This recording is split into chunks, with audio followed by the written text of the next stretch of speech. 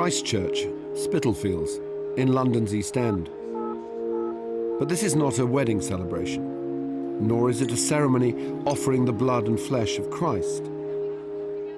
This is a party for the artists Gilbert and George, whose major retrospective opened earlier in the evening at Tate Modern. This church is at the end of the very street where Gilbert and George have lived since the late 1960s. But why have so many of the great and the good in the art world travelled to the artist's own backyard to celebrate? Tonight we'll find out. We're going to be at home with Gilbert and George.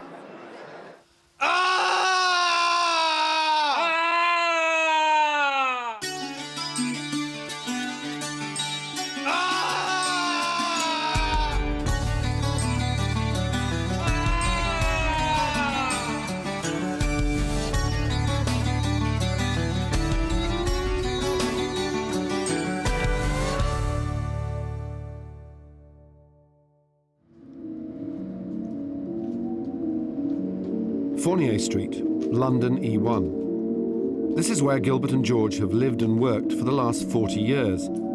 It's now a highly desirable, fashionable address. But they were here when the area was populated by the homeless, the Jewish rag trade, poor East End families, and Cockney market traders.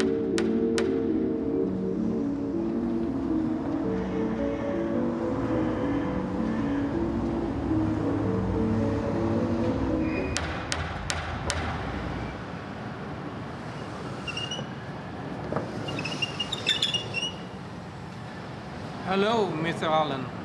Very nice to see you, Mr. Allen. Welcome.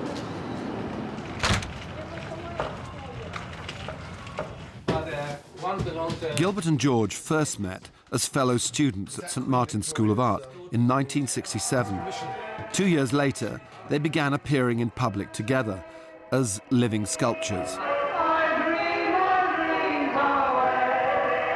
So when exactly did you first decide that you'd only work together?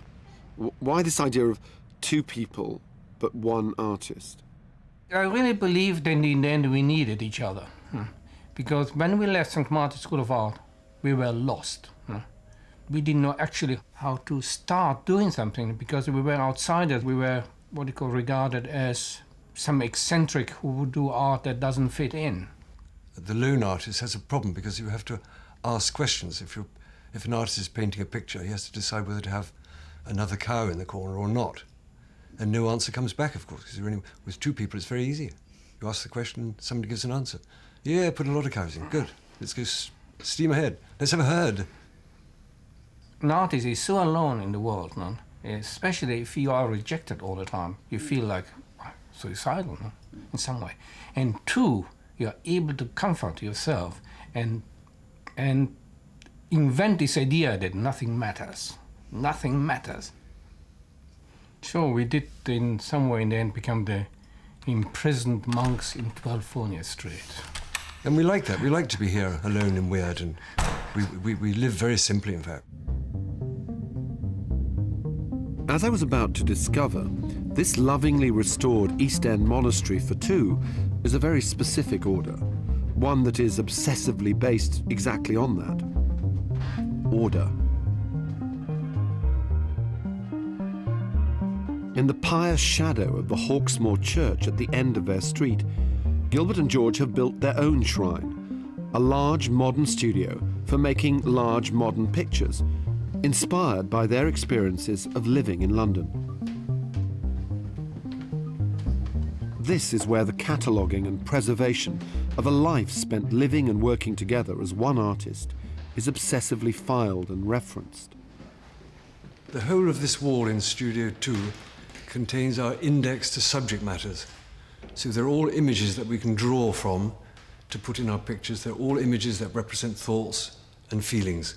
So they have to be categorized into different subjects. Sexual images, political images, religious images.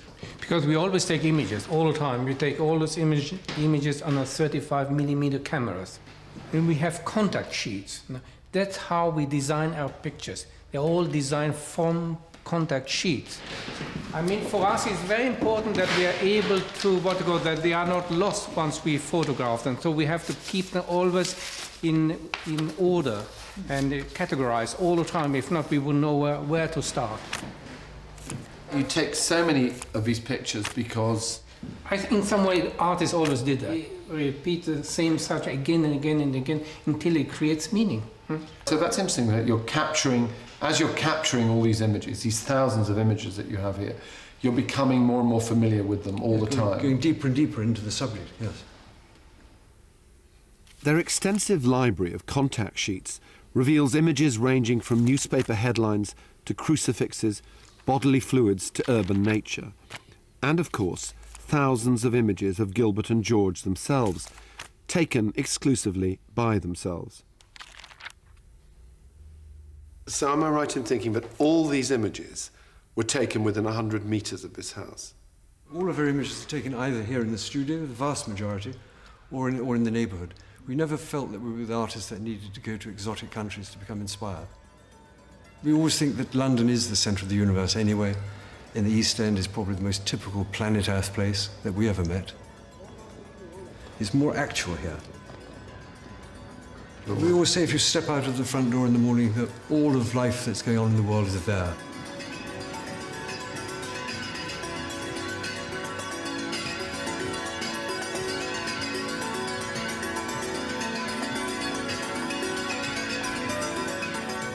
There are so many races all mixed up together. No? It feels like, I don't know, like Babylon in some way, not all the different language. Everybody speaks a different language, and still in some way it works. Everyone is from somewhere in the world except for a tiny percentage of aging honkies. And they look completely zonked. They're walking around in this strange world where there are no longer any stationery shops, where there are no longer any, they just don't know where they are anymore. It's extraordinary. Gilbert and George have just made up their own headline. It's a preemptive strike in preparation for a big event, a major retrospective of their art being installed here at Tate Modern. There are over 200 works, a mere fifth of their 40-year output.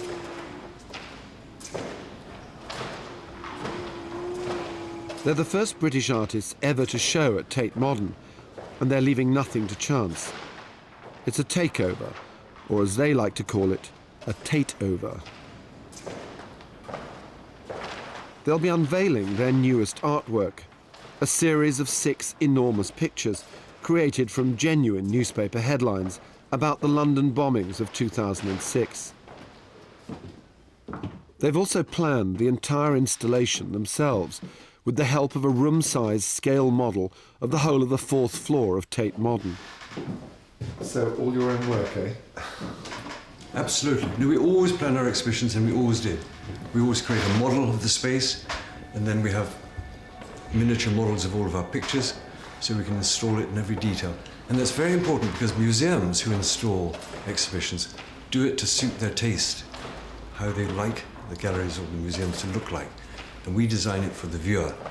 They might challenge that, of course. They might say, that's what we do. We do that. We hang. No, they like to be artistic. No, they like to be, they are the gods of At the moment, there's a fashion sort of nouvelle cuisine installation. Eh? the smaller picture on the biggest wall is what they really like. Yes. I think we know what we want.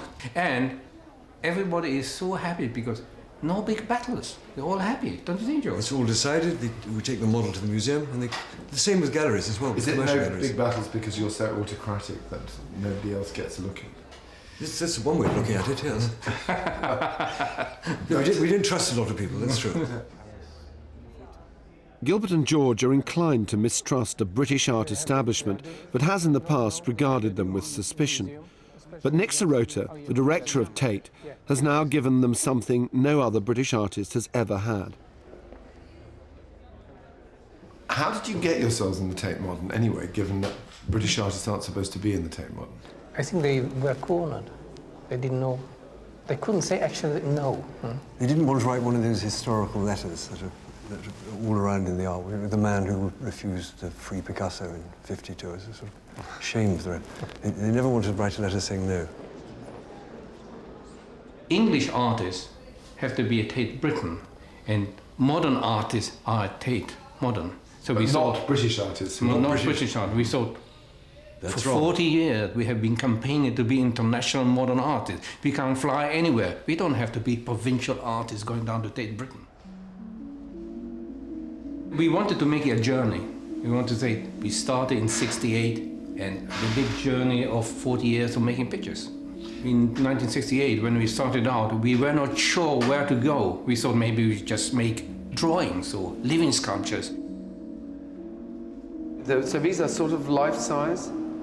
They're roughly life-size. We were invited to a show in Paris called Paris 14, and we thought we couldn't go there. So we thought maybe we have to send ourselves there in a tube.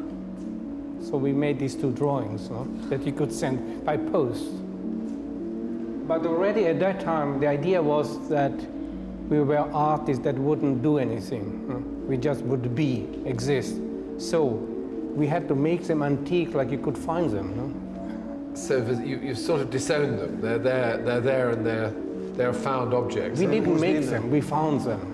Do you see the décollage with fire? We rolled them up and then burnt the edges. We wanted them to look like ancient letters in a museum, ancient documents. We didn't want fresh, modern art. We wanted to be more established.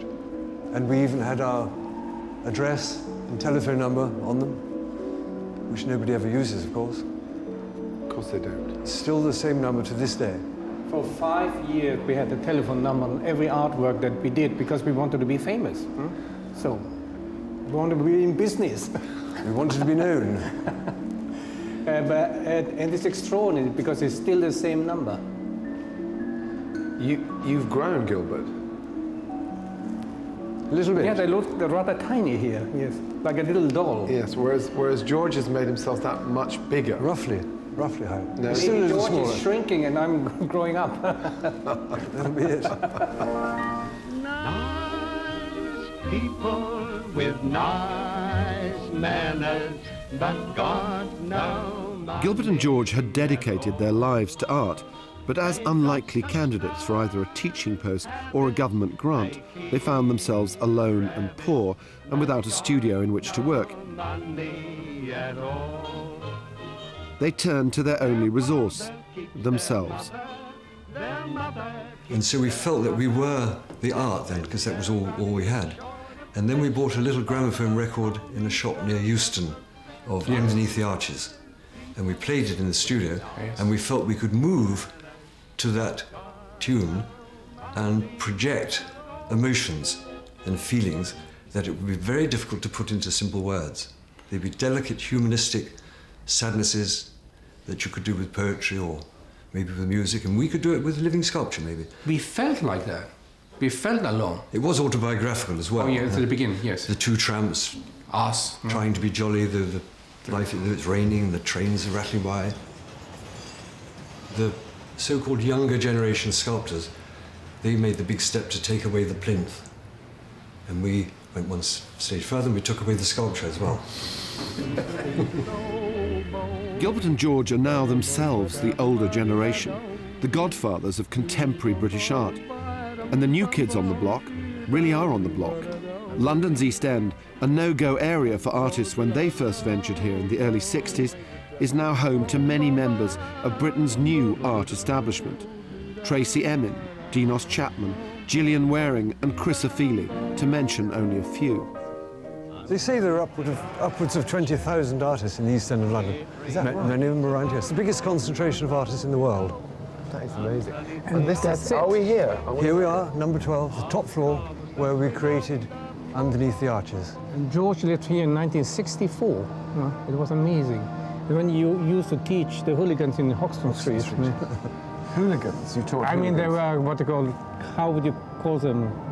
You just call them hooligans? Yes, because they were from very poor whites. Poor backward families. Poor in a way, whites, huh? in fact. Okay.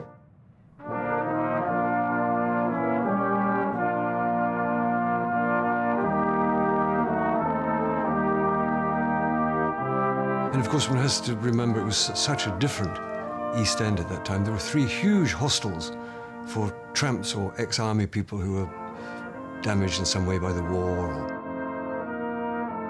They were mostly people who had committed some minor sexual offence in some remote country part of Britain, so they always moved to London, or they had a problem with drink, so they would move to London. So the area was inhabited largely by people from hostels, in fact, yes. Down and outs. And they were all roaming around all the time. It was an extraordinary atmosphere. You felt rather at home with all that, did you? I liked it. Oh, yeah, Liked it. fantastic. They loved it so much, it proved addictive. Gilbert and George also took to drinking heavily in the early 70s. Having sold an early drawing in Germany for the princely sum of £1,000, they decided to spend their first real money on getting drunk. Even this, though, was transformed into art. In some way, we were totally destructive. That's why we used to call them human bondage or bloody lives, you know, because we were drinking maybe too much and in some way becoming depressed by this. And So you were quite self-destructive? destructive, yes, I think at that time we were. Well, we celebrated. all celebrated with everybody, nightclubs, drinking, and so we thought, all the other artists went back to do their abstract paintings the next day. We thought we have to do drinking pieces, no? Let's be honest, we thought. This is an early example of a drinking sculpture. Framed photographs carefully hung in large compositions. It's called Balls, or the evening before the morning after. But it was done in a pub in Bethnal Green Road called All's Brothers. Yes, we tried to recreate drunkenness, you know, so with being in and out of focus. Like This is one of the in and out of focus. Either swaying or... That's George? That's George. George swaying. After So it's 2 all a.m. the pictures are rather blurry, aren't they? That looks like very late at Very, night very after crashed, quite yes, a lot of absolutely crashed. Wasted, as they say now. wasted.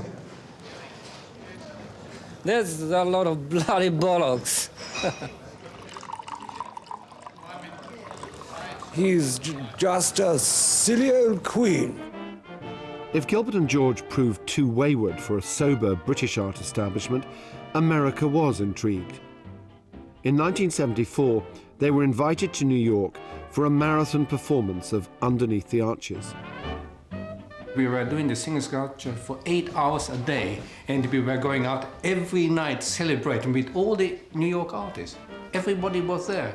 It was extraordinary how friendly they were to us. Laura Aschenberg was cooking for us. Carl Andrea was dancing away. And the next day, one day George was vomiting. The next day I had to what you call green in the face. And at the same time we had to do the singing sculpture the whole day. It was amazing, amazing time. Back in London, Gilbert and George looked round and saw nothing but the dead boards and dusty corners of what they now termed their bloody life in a crumbling Huguenot house. In the daytime, it provided the lonely, melancholic setting for a new series of pictures, while at night, Gilbert and George worked as a two-man restoration team, turning life into art and vice versa. We were, at that time, restoring number 12, so it was almost entirely empty. There was no furniture, nothing there. It was very bleak and very lonely and very dry, and we wanted to explore the human feelings that are similar to those that were in the house. Feeling the volume of the rooms around us, really. And the dust. And there you are in the kitchen. That's our little kitchen. That's the window from our kitchen. All the 10 years of what you call photographic work that we did were all done in the kitchen. That's it. That's extraordinary. The kitchen, it turns out, is one of the smallest rooms in the house. So, this is the kitchen then? This is the old kitchen. Up until the Dirty Words pictures, that's where all the pictures were made, in this very room. You know, 8 years. Astonishing. 8 years, and you did all our your work in here. In here. But some of those pictures are scale. Panels. Panels, you did them in panels. That's probably why you did, because you had to have them in small. We never saw them until they were exhibited many times. I saw them for the first time in the gallery. On the other hand, it is the kitchen, and there is no sign whatsoever of any utensils for cooking other than the kettle. No shopping. We saw these people staggering back from supermarkets with huge carrier bags full of shopping. We wouldn't like to do that. You thought not for us, eh? Storing food, disposing chucking of away waste, food. thinking up menus. You spend half the morning preparing lunch. But we have the plates. You see, we have all. We could hold a. Yes, but you can't. party. You can hardly open the cupboard. Okay. Oh yes, hold a you big managed. Party, in fact. What a spectacular collection of china. It's aesthetic movement tableware. And even here, you see, we have entertainers with the Indian lingams. Can I see that? What are they There's exactly? different beautiful ones. Oh, that's a lingam, is it? That looks strangely phallic to me. I don't know if that's intended. That's exactly what they are, in fact. With home cooking out of the question, Gilbert and George soon became a regular, if incongruous, East End sight, en route to their favourite local cafes and restaurants for an early breakfast, lunch, or a precisely timed evening meal.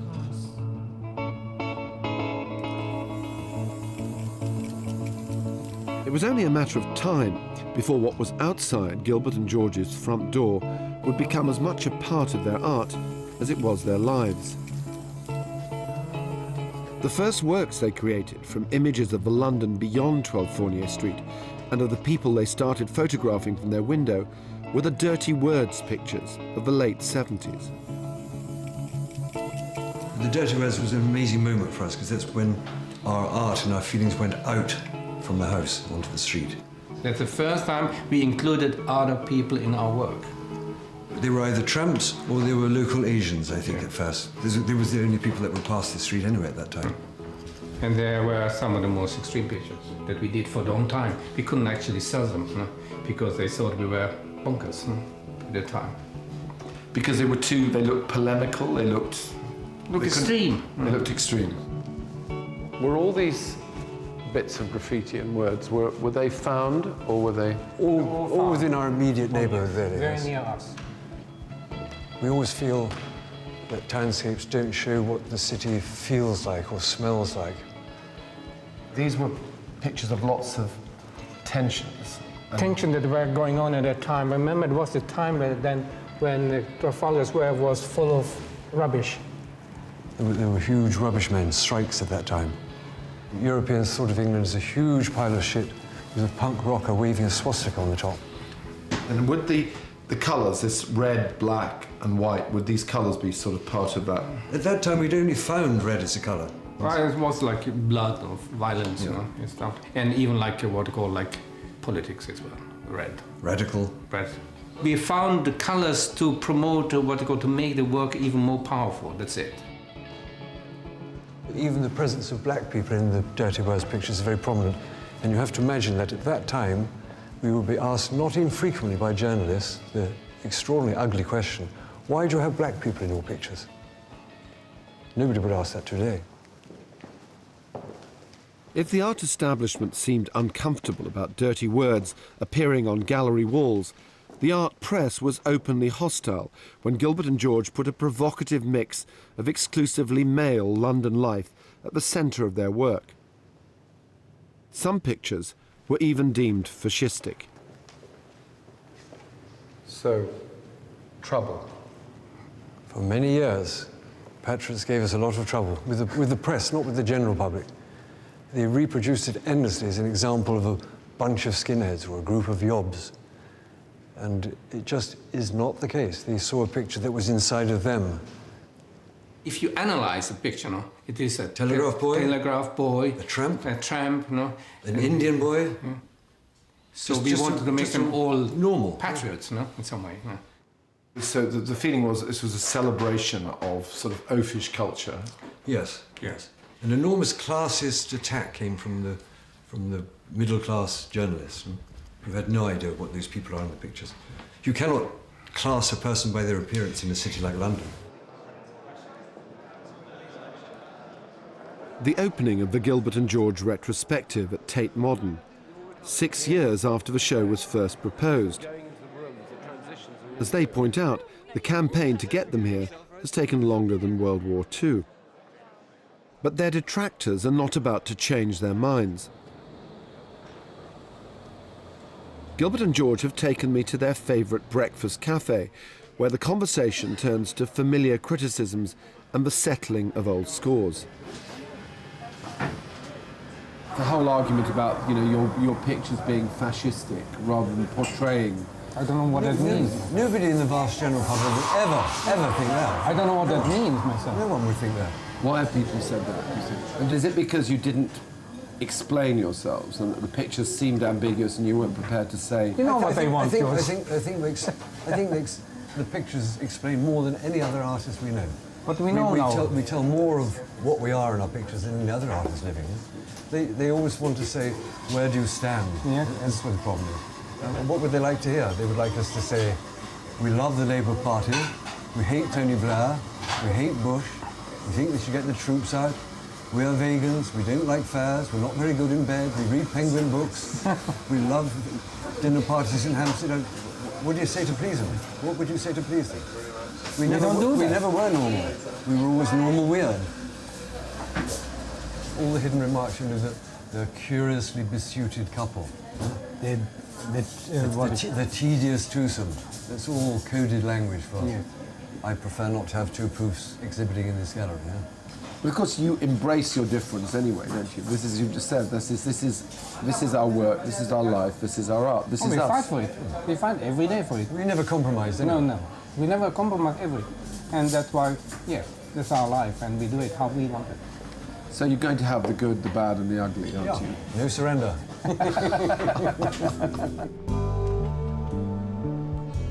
Wherever they stand, it's clear that this is Gilbert and George's manor, and that, curiously besuited or not, they're a part of everyday life here. We are long forgotten.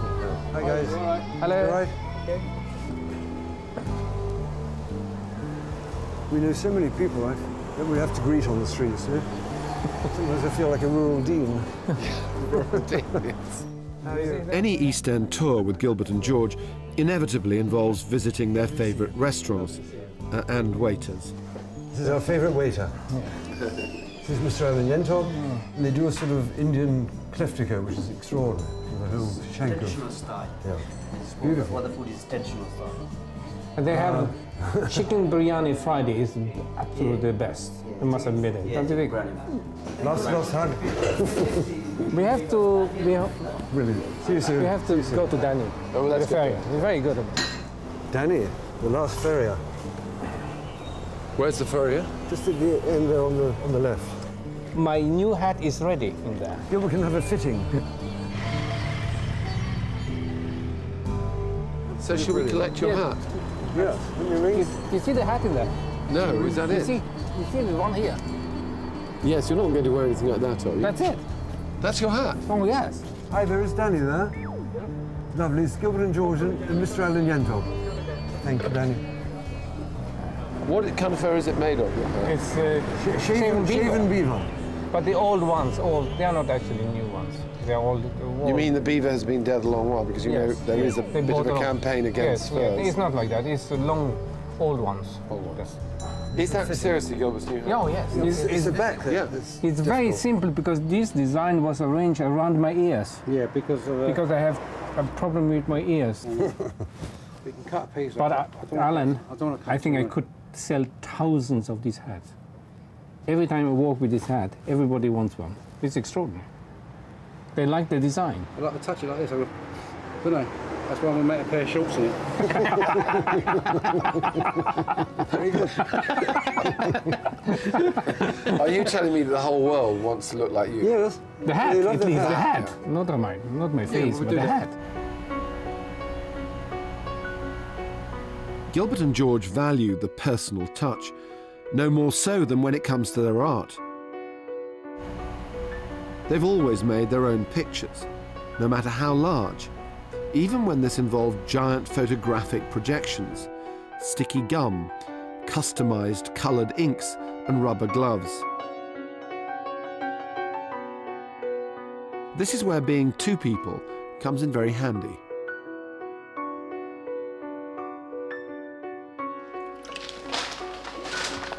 This is the formula for ship brand that we made in '74, Gilbert. Yes, it took us 1 day to one whole day to get the right the real color.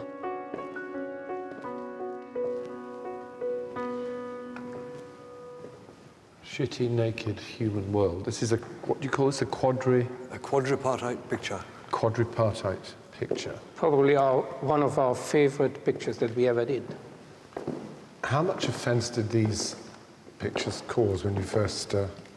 It caused enormous offence in the media and total delight in the vast general public. So lots of people came to see this when Oh, yes. Enormously successful as an exhibition, yes. And these pictures, some of these pictures, couldn't be exhibited in a public museum, I take it. Not in some countries. Not in America. It would be absolutely impossible, except in a private gallery. This is the world, the clock. This is the Shitazza clock, yes. And does anyone ask you where it comes from? Yes, when we showed them in South London, we were amazingly asked by journalists, where do you get your shits from? We were so amazed. We said, Harrods. So what brought about... This is the first of the shit pictures, then? Absolutely, long before the naked shit pictures. And it came about partly because we were taking images of so many different things, of people and townscapes and bottles and glasses and nature, and we wondered what it would be like to take an image of a turd, yeah? And how to give it the same attention and the same reverence as any other subject. And so we were very, very, very careful with the lighting, so we wanted to make it like it looks like a landscape or rock formation or antique object. When you do these things, do you ever anticipate what the response might be? We were quite nervous every time we do something. We are quite very, very nervous because we don't know what's going on. But we have to do it anyway, because we never stopped. Once we have the idea, we have to do it. This kind of controversy keeps us alive because we have we have to justify what we are doing all the time. We have to be able to defend what we are doing. If not, if everybody loves it, you just fall asleep in the corner, that's it. Their compulsion to court public controversy is equally matched by other, more private compulsions: collecting, cataloguing, and keeping everything.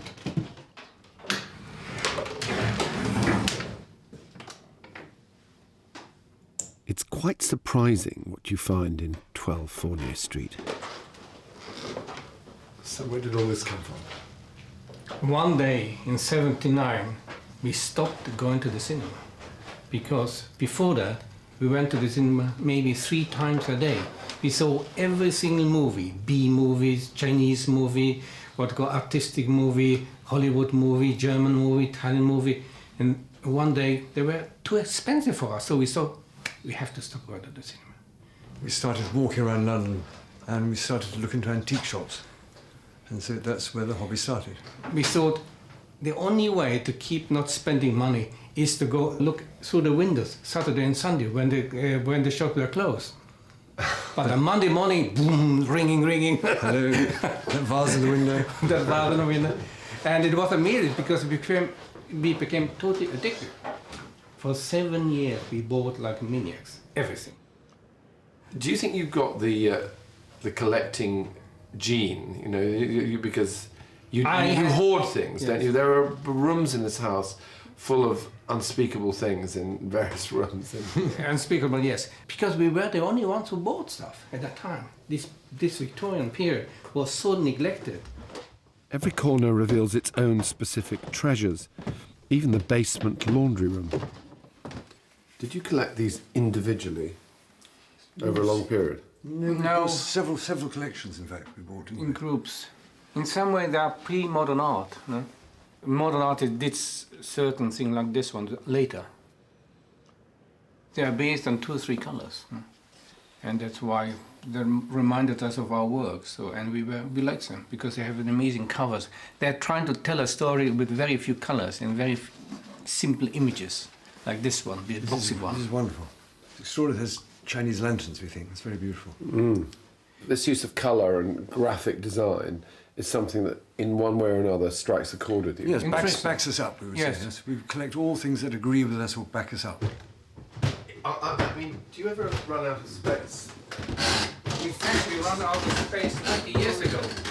We still buy things and put them in storage. It's a silly thing to do. But you seem to be storing things down this room. Here, Alan, That's it. That's the beginning. One of the first cupboards we had to store things in, printed proofs and works. That's a very good one. Tickets for the meal. That we did with David Hockney. Oh, right. We still have original tickets here. Probably some in the box. Efficient. And there are the tickets. You see? Oh, yes. You see, that's very good because We found children's transfers that were Look like- equivalents of ourselves, roughly, in one of David. and it's signed by David. He signed his and we signed ours. That's the menu. And then the menu to see with the different wines and foods. Are you going to spend the last years of your life just going through this? No, we never look back. No, never go. How can we do that? What do you think we are? Sorry, no offence. That's quite an amusing one because every floor has a different collection, like toilet paper, soap. This is a small supply, yes? We have bigger supplies elsewhere. You mean you have more Oh yes, soap this is and the- more oh, yeah. Absolutely. toilet paper than this? And What's you see at the that? top we have designs for all of our pictures even. I thought that Shampoo. make had disappeared long ago. That's why. Antiques, Yes, you have to be clean. of course. Oh, just in time. To the door.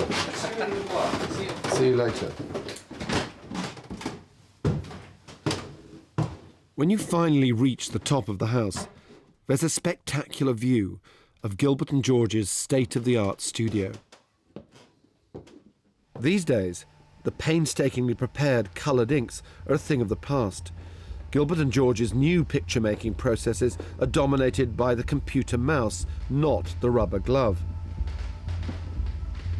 Modern digital and printing technology now makes light work of producing their large-scale images.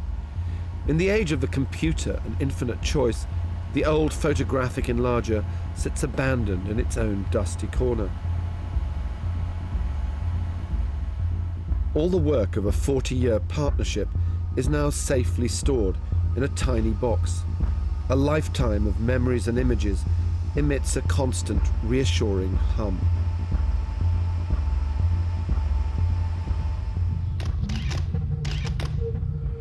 In the late 90s, this studio became more like an art laboratory, when Gilbert and George literally turned in on themselves.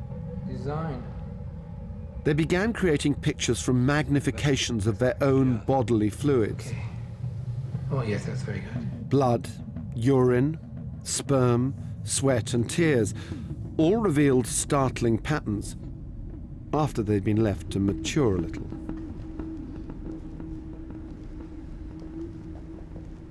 This room is essentially full of your bodily fluids. I didn't know whether spunk is a bodily fluid. Oh yes, Yeah. jolly well is. Yeah. And these are the tears. Aren't they beautiful? Yes. You think they're like fossils or like seaweed or like very primitive early plant life. Whose tears are those? They're ours, those ones. And I know how actors might have to deliver tears. How did you actually deliver those tears? Reading poetry. Sorry? Reading poetry until you cry. There are poems that make you cry.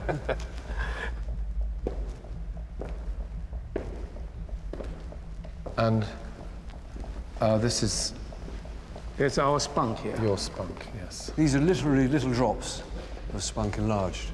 And they dried out a little, so they have these cracks like moon landscapes. It's interesting that everything, all the materials that you use, whether they're graffiti or waste or bodily fluids, they're all got a decorative purpose, haven't they? Oh, yeah. Absolutely. These are extraordinary, these shits here, don't you think? These are This is unique. fantastic. We have spunk, blood, piss, shit, and spit in one picture. Yes, we always say we want to make it so beautiful that once they realize what it is, it's too late. They've fallen for it, you mean? Yeah. Our very nature, it seems, isn't safe from the uncompromising scrutiny of Gilbert and George. Eventually, they will photograph and control everything within their grasp.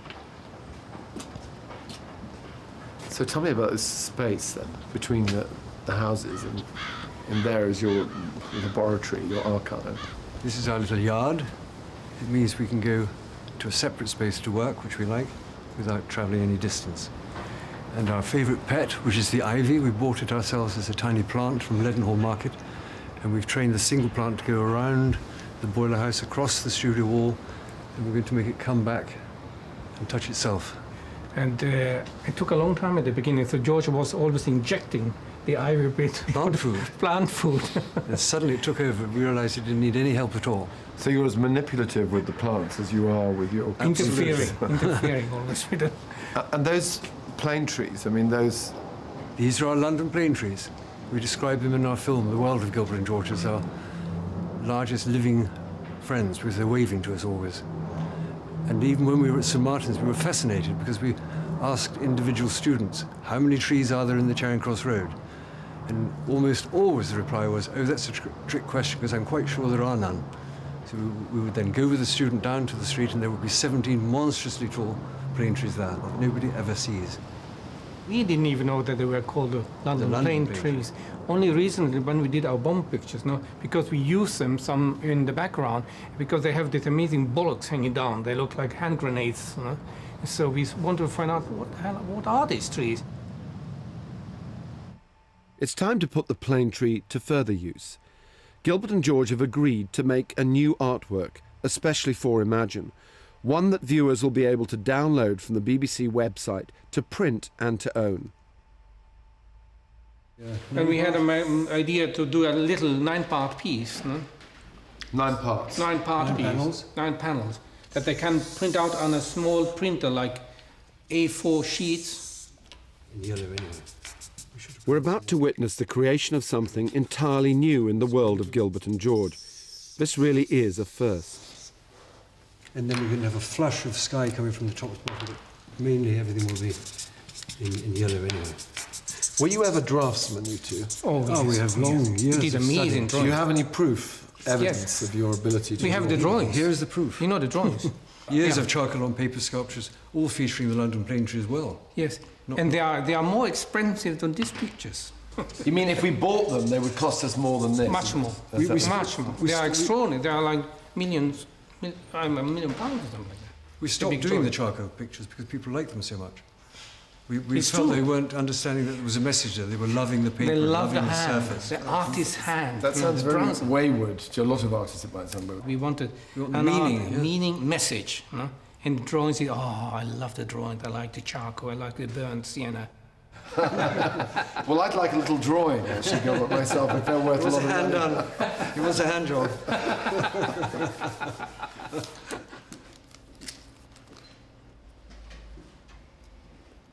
Technical assistant Yu Yi Gang now has to scan the photographic elements into the computer, ready for the artist to go to work on a brand new picture.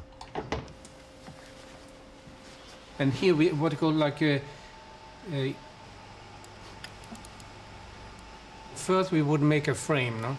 Every square is a A4 sheet. A4 sheet, so when people are at home they can print up the A4 sheet. One by one. One by one. We are going to put them in panels.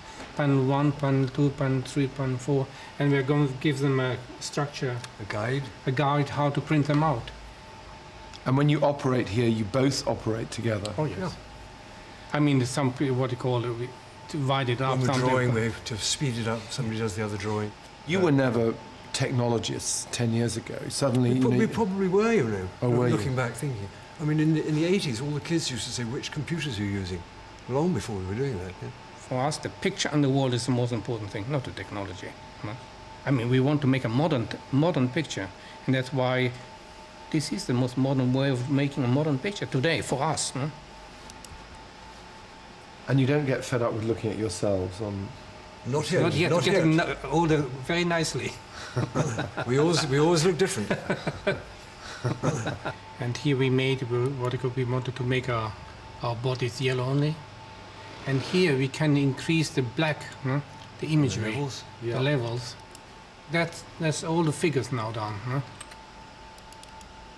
And finally, the London plane tree.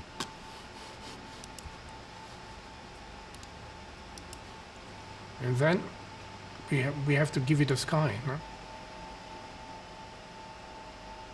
All that's missing is a signature, done appropriately in this case with an electronic pen. There we are. Well, thank you. Thank you very much. Signed, sealed, and delivered. All you have to do now is print out the 9 panels, which will be available on the BBC website for 48 hours only, immediately after the programme. Now here's the address, bbc.co.uk/imagine. You realise that what you've just done here could represent new territory, original Gilbert and George downloads. Have you ever in the past felt lost or unsure about what to do next? No, it's very interesting because we feel always under attack. So we always feel we have to win. That's it. That's our bigger. That's in front of us all the time. When they beat us up, and we always have to get up and do it. Much more. We never felt we succeeded properly. Huh? They never told us that they love us.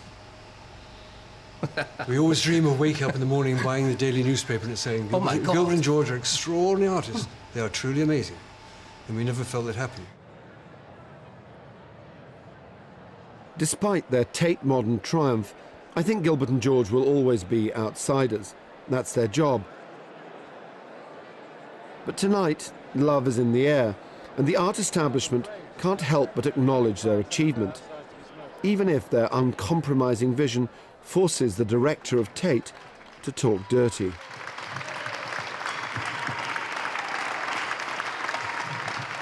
Why do we make these exhibitions? Of course, we make exhibitions of this kind to discover something that we didn't already know. And at any one moment, Gilbert and George were in Fournier Street making work when some of us were looking elsewhere.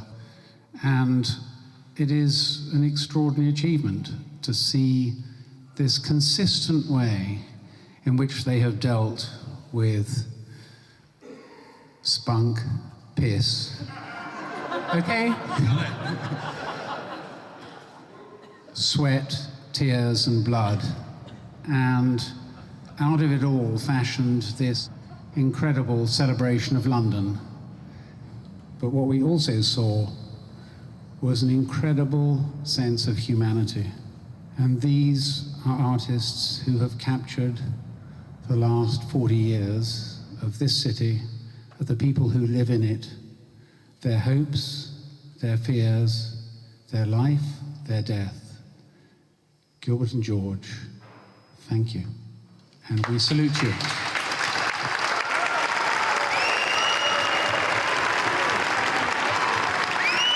Tonight, Gilbert and George have a lot to sing about. The Ritz I never sigh for, the Carlton they can keep. There's only one place that I know, and that is where I sleep. Underneath the arches, I dream my dreams away. Underneath the arches, on cobblestones we lay. Every night you'll find... It was time to leave the church after what had felt more like a renewal of vows than a Tate Modern after-party. Still normal weird after all these years, Gilbert and George are also still as one and making art. They've taken the vow of no surrender, and that's worth celebrating.